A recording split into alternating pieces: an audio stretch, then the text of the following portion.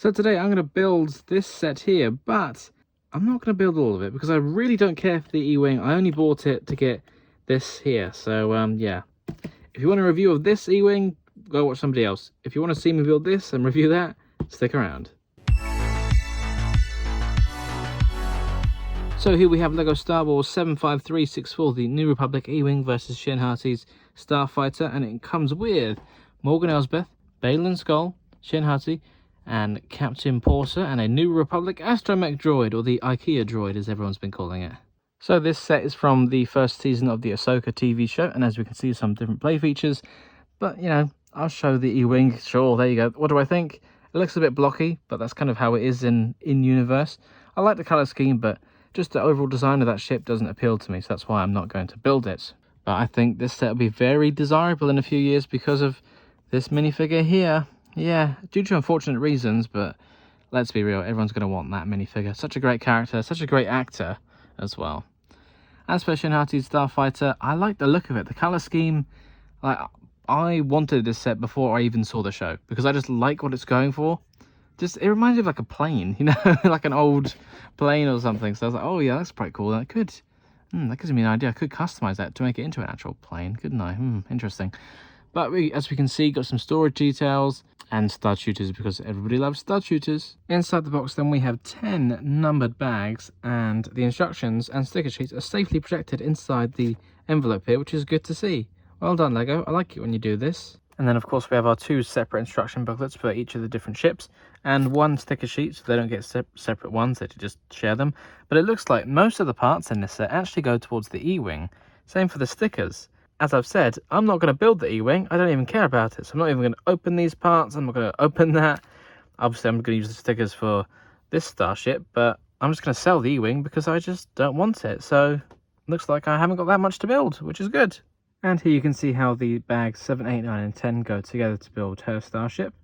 There's 163 steps across 82 pages, and once you're finished, these are the leftover parts, nothing too exciting, and there's all the studs for your stud shooters. And with this ship, you do get the 2 minifigures, of course, Shin Hati and Baylan Skoll, who looks very nice. Too bad that he didn't come with a cape or like this hood piece, but otherwise this is going to be a very desirable minifigure. Good printing on the legs and on the torso, nice shades of green coming through on there.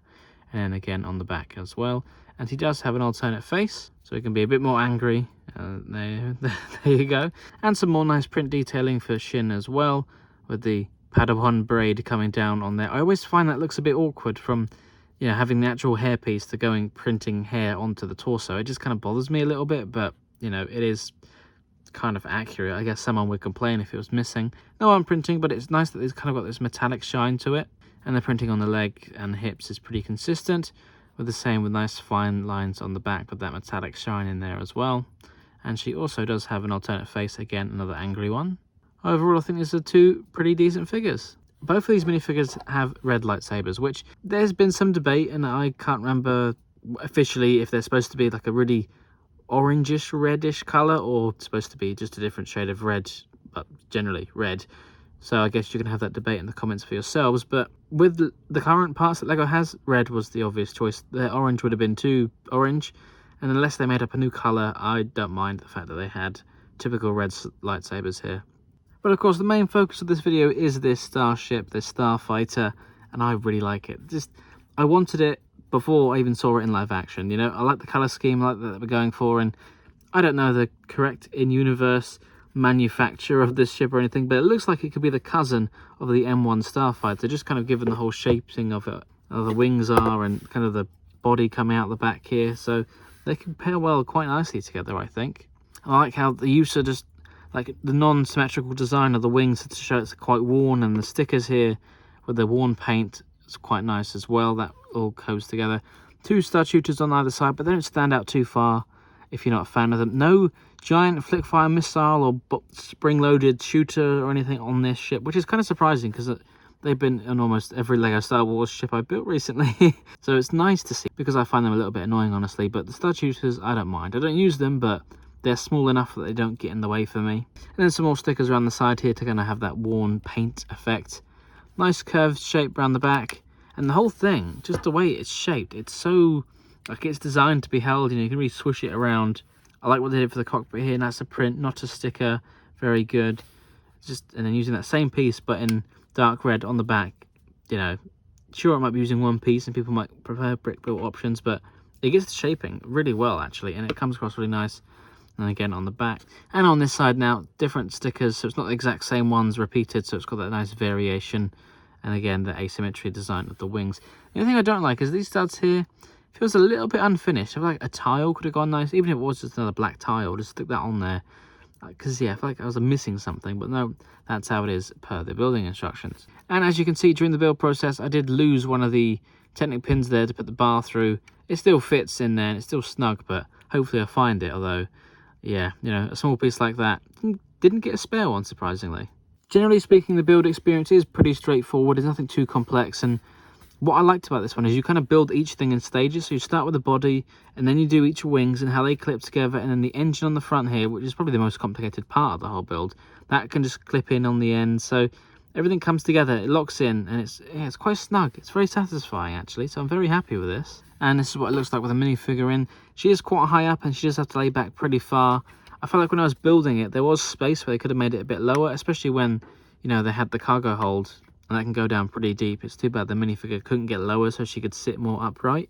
And there's also some storage space at the back for the lightsaber to go in here. You can probably put a few other things as well, and that can close up nice and snug. And then you've got this section here, which if you just take off this panel to get to that, but there's more because it actually goes even deeper. So you can lift up the second panel and there's a hidden gun. So quite a lot of storage space in this one actually. And whilst it's probably not accurate in universe and the instructions don't suggest this, but you can actually fit another minifigure in that cargo hold. Once you've taken out the extra panel to get to the lower section, there is enough clearance, and then you can pop it back on. Perfect, like that. So you can fit someone in the cockpit and someone in the cargo hold. And here's what it looks like next to the N1 Starfighter. Overall, pretty similar sizes. Obviously, the M1 is slightly longer with its big tail on the back. They could go together quite well, I think. And whilst I only did build this Starfighter and not the U-Wing, I still don't regret it. I still don't want to build that one, so I'm going to sell that one off. And hey, that gives me some money back, that's all right. But for this half of the set, I don't think you can complain, really. There isn't much I would improve on the ship. The minifigures are pretty great. Yeah, a nice all-rounder. Maybe the E-Wing's pretty good, but I guess I'll never know. What do you guys think about this one? Have you built this set? Is the E-Wing good? Should I have built it? Tell me in the comments. I'll see you all next time for another LEGO review. Bye for now. Thank you very much for watching. If you enjoyed this video, don't forget to check out the other videos on this channel or on one of my other channels as well. And of course, don't forget to like, comment, subscribe and share with your friends.